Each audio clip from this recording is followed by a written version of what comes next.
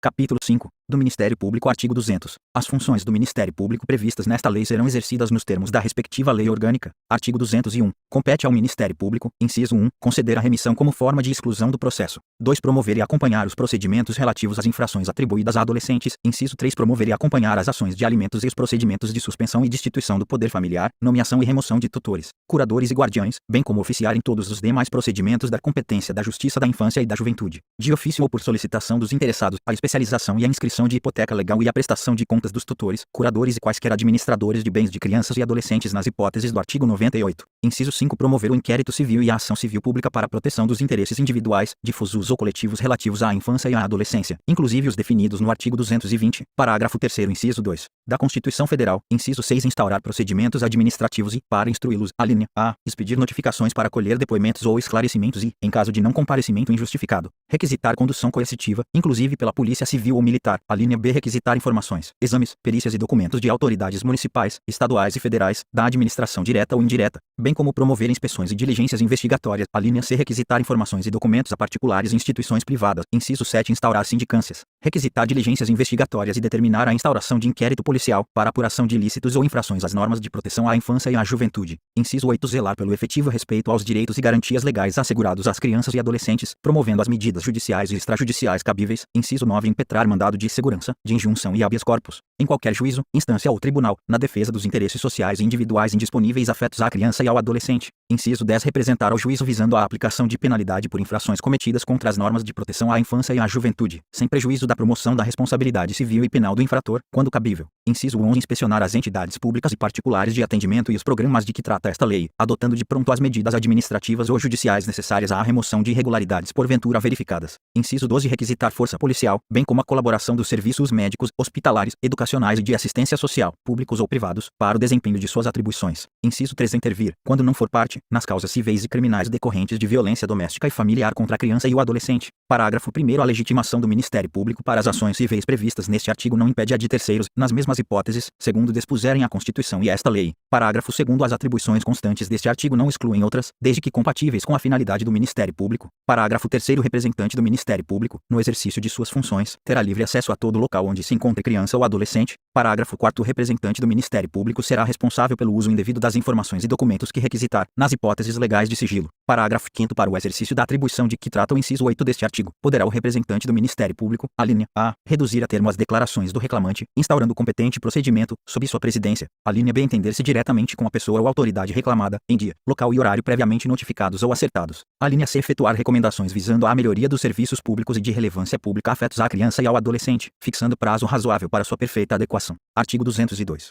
Nos processos e procedimentos em que não for parte, atuará obrigatoriamente o Ministério Público na defesa dos direitos e interesses de que cuida esta lei, hipóteses em que terá vista dos autos depois das partes, podendo juntar documentos e requerer diligência, usando os recursos cabíveis. Artigo 203. A intimação do Ministério Público, em qualquer caso, será feita pessoalmente. Artigo 204. A falta de intervenção do Ministério Público acarreta a nulidade do feito, que será declarada de ofício pelo juiz ou a requerimento de qualquer interessado. Artigo 205. As manifestações processuais do representante do Ministério Público deverão ser fundamentadas. Capítulo 6. Do advogado. Artigo 206. A criança ou adolescente, seus pais ou responsável, e qualquer pessoa que tenha legítimo interesse na solução da lide poderão intervir nos procedimentos de que trata esta lei, através de advogado, o qual será intimado para todos os atos, pessoalmente ou por publicação oficial, respeitado o segredo de justiça. Parágrafo único. Será prestada assistência judiciária integral e gratuita àqueles que dela necessitarem. Artigo 207. Nenhum adolescente a quem se atribua a prática de ato infracional, ainda que ausente ou foragido, será processado sem defensor. Parágrafo 1º. Se o adolescente não tiver defensor, ser-lhe nomeado pelo juiz, ressalvado o direito de, a todo tempo, constituir outro de sua preferência. Parágrafo 2º. A ausência do defensor não determinará o adiamento de nenhum ato do processo, devendo o juiz nomear substituto, ainda que provisoriamente, ou para o só efeito do ato. Parágrafo 3º. Será dispensada a outorga de mandato, quando se tratar de defensor nomeado ou, sido constituído, tiver sido indicado por ocasião de ato formal com a presença da autoridade judiciária. Capítulo 7. Da proteção judicial dos interesses individuais, difusos e coletivos. Artigo 208.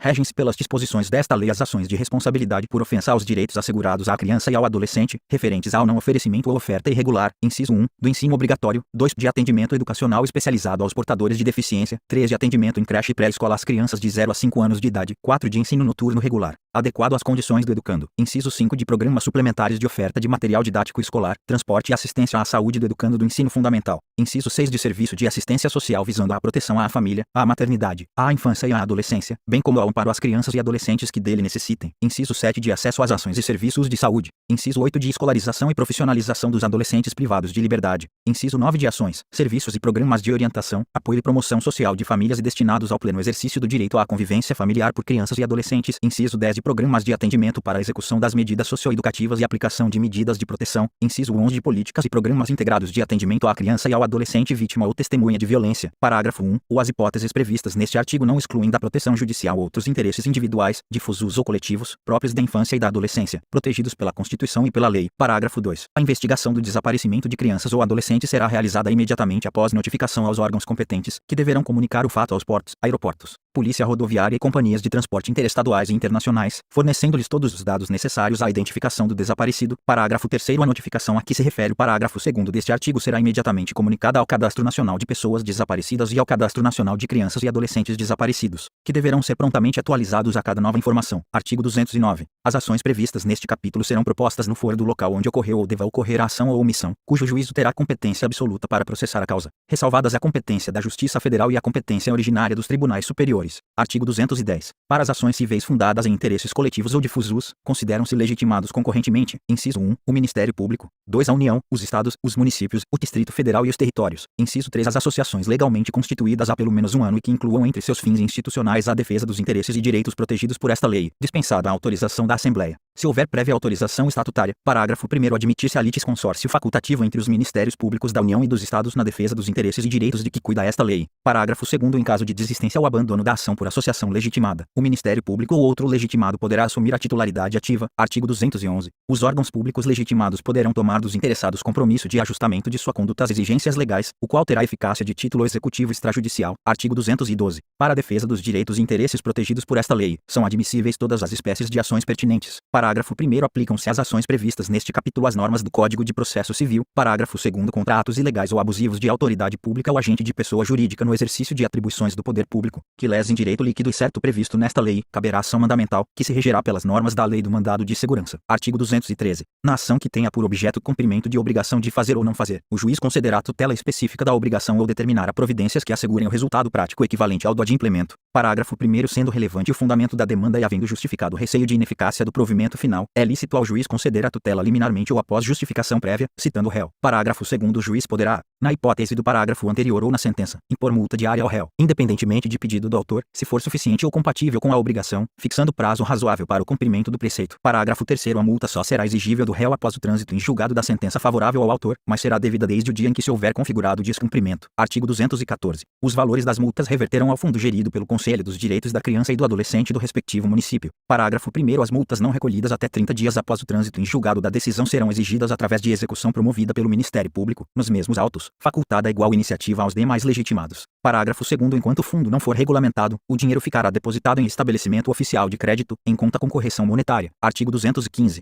O juiz poderá conferir efeito suspensivo aos recursos, para evitar dano irreparável à parte. Artigo 216. Transitada em julgado a sentença que impuser condenação ao poder público, o juiz determinará a remessa de peças à autoridade competente, para apuração da responsabilidade civil e administrativa do agente a que se atribua a ação ou omissão. Artigo 217. Decorridos 60 dias do trânsito em julgado da sentença condenatória sem que a associação autora lhe promova a execução, deverá fazê-lo o Ministério Público, facultada igual iniciativa aos demais legitimados. Artigo 218. O juiz condenará a associação autora a pagar ao réu os honorários advocatícios arbitrados na conformidade do parágrafo 4º do artigo 20 da Lei nº 5.869, de 11 de janeiro de 1973 Código de Processo Civil, quando reconhecer que a pretensão é manifestamente infundada. Parágrafo único. Em caso de litigância de má-fé, a associação autora e os diretores responsáveis pela propositura da ação serão solidariamente condenados ao décuplo das custas, sem prejuízo de responsabilidade por perdas e danos. Artigo 219. Nas ações de que trata este capítulo, não haverá adiantamento de custas, emolumentos, honorários periciais e quaisquer outras despesas. Artigo 220. Qualquer pessoa poderá e o servidor público deverá provocar a iniciativa do Ministério Público, prestando-lhe informações sobre fatos que constituam objeto de ação civil, indicando-lhe os elementos de convicção. Artigo 221.